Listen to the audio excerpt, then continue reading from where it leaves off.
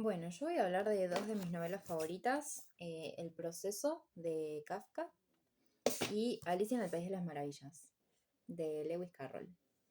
¿Por qué juntas?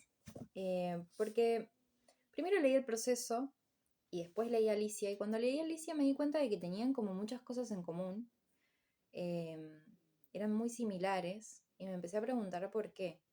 Y bueno, de ahí sale este video. En una primera instancia me parece que el comienzo de las novelas es similar. Joseph K., que es el protagonista del proceso, está acostado en su cama y de repente llega un grupo de personas a decirle que está procesado. Está dentro de un proceso judicial acusado de algo que no sabemos qué es y que no lo vamos a saber a lo largo de toda la historia. O sea, es así, es absurda. Y en el caso de Alicia, bueno, todos sabemos que ella corre un conejo blanco, se cae en un pozo y entra en un mundo que maneja una lógica que ella no termina de entender. Me parece que ese es el punto en común entre las dos novelas, porque son personajes que están en su cotidiano, están viviendo su cotidiano de una forma normal, y llega una situación que los arranca de su lógica y los mete en otra lógica que ellos no entienden, que tienen que tratar, que tienen que hacer un esfuerzo por entender. Y ahí está para mí la característica principal de ambos personajes, que es la curiosidad. Ellos de qué manera encaran la situación. No es que aceptan lo que les viene dado y ya está. No, ellos empiezan a cuestionarse absolutamente todo. Hay un trabajo por tomar una distancia de las cosas para poder expresar su subjetividad, para poder hacerse preguntas y sobre todo para buscar respuestas. Son personajes inquietos. Em, a lo largo de las historias vemos cómo no llegan esas respuestas o no de la manera que ellos esperan.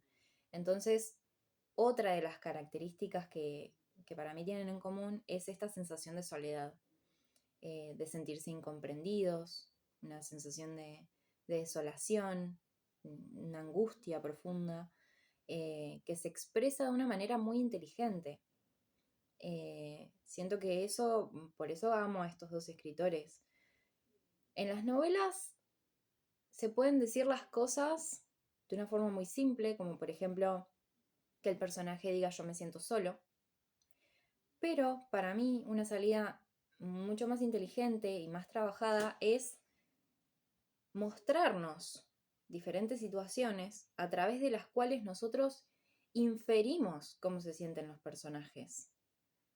Pero es algo que sale de la capacidad del escritor de hacerte sentir a través de la atmósfera que está creando cómo se está sintiendo el personaje. Y es algo que hacen los dos. En el caso del proceso es muy evidente. Las atmósferas que crea Kafka son asfixiantes. Como por ejemplo esta escena en el juzgado, en la página 50. ¿Qué capítulo es? El capítulo de primera citación judicial.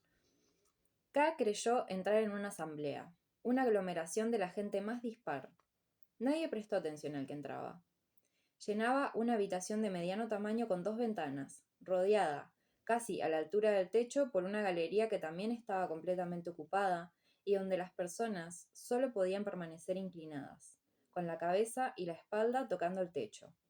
O sea, la sensación que genera es una sensación de claustrofobia. Imagínate una habitación que ya de por sí es pequeña, llena de gente al tope, y además que vos entras y la cabeza te está dando con el techo. O sea, es totalmente opresiva y asfixiante. Y lo mismo pasa en esta escena, que es la escena del pintor, que a mí me vuelve loca, me encanta, cuando dice, el aire de la habitación le resultaba opresivo. Con frecuencia había dirigido su mirada asombrada hacia una estufa de hierro situada en una esquina, y que con toda seguridad estaba apagada. El bochorno en la habitación era inexplicable. Mientras se quitaba el abrigo y se desabrochaba la chaqueta, el pintor le dijo con un tono de disculpa: tengo que tener la habitación templada. Se está muy confortable, ¿verdad? La habitación está muy bien situada. K no dijo nada. No era el calor lo que le molestaba, sino el aire, tan enrarecido, que dificultaba la respiración. Era ostensible que hacía mucho tiempo que no ventilaban la habitación. Es lo mismo. O sea, es una habitación donde hace muchísimo calor y la estufa está apagada. Entonces él se empieza a descomponer, empieza a sacarse el abrigo. Es la misma sensación de opresión que es como se está sintiendo el personaje, se está sintiendo oprimido. Y bueno, lo mismo pasa en Alicia, pero siento que pasa de una forma diferente. Que él lo trabaja, que Lewis Carroll lo trabaja a través de la cantidad de personajes y la cantidad de situaciones que se suceden una tras de la otra. Es como, él genera una atmósfera frenética, que eso es lo que genera la atmósfera asfixiante. Pero primero está esta sensación de que no hay un stop, o sea, sucede todo muy rápido, el ritmo es lo que marca la sensación de asfixia para mí en Alicia. Hay diferentes situaciones que se suceden una tras de la otra donde aparecen personajes uno tras del otro que son muy particulares, eh, donde Alicia no termina de comprender una situación que ya está pasando otra y como que está envuelta en esa atmósfera que llega a ser asfixiante y que la agobia, ella se larga a llorar porque no aguanta tanta cosa que está pasando y todo el tiempo dice, esto es muy extraño, esto es muy extraño. Eh, Me parece que esa es, o sea, que usan más o menos el mismo recurso, eh, pero de una forma muy particular. Eh, Otra cosa que me llama la atención de los personajes es que son tildados de rebeldes. ¿Y por qué son tildados de rebeldes? Porque cuestionan todo el tiempo la autoridad. O sea, hay un cuestionamiento a las lógicas que rigen el mundo. En Alicia esto se ve muy claro con la figura de la Reina Roja.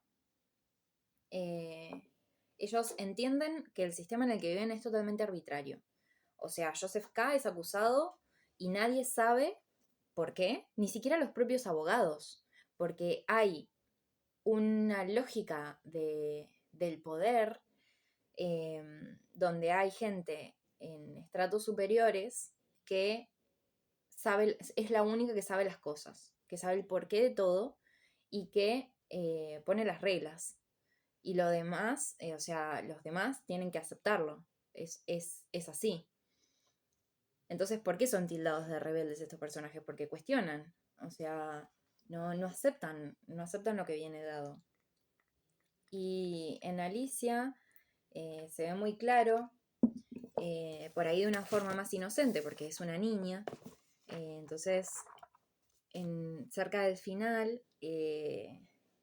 están en el juzgado y ella dice, ¡qué idiotez! Absurdo y sin sentido, exclamó Alicia alzando la voz. ¿Qué ocurrencia pedir la sentencia primero? Cállate la boca, gritó la reina, poniéndose colorada. No quiero, dijo Alicia. Que le corten la cabeza, ordenó la reina a grito pelado. Nadie se movió. ¿Pero quién puede tenerle miedo a ustedes? Dijo Alicia. Al llegar este momento, ya había crecido hasta su estatura normal.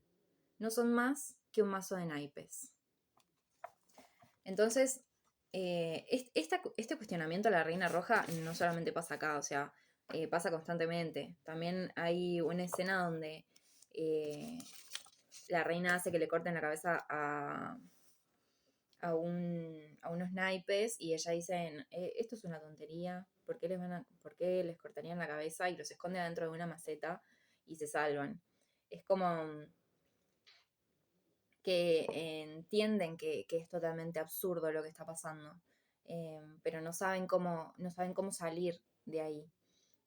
Por eso esa sensación de angustia, que siento que viene este cuestionamiento al poder, es súper importante. Y me parece que por eso es necesario leer estas novelas, porque nos enseñan que la curiosidad es lo más valioso que tenemos, que cuestionar las cosas nos permite tener otra mirada y no aceptar lo que nos viene dado. Eso para mí es lo más valioso de estas novelas y por eso las recomiendo tanto y son mis novelas favoritas.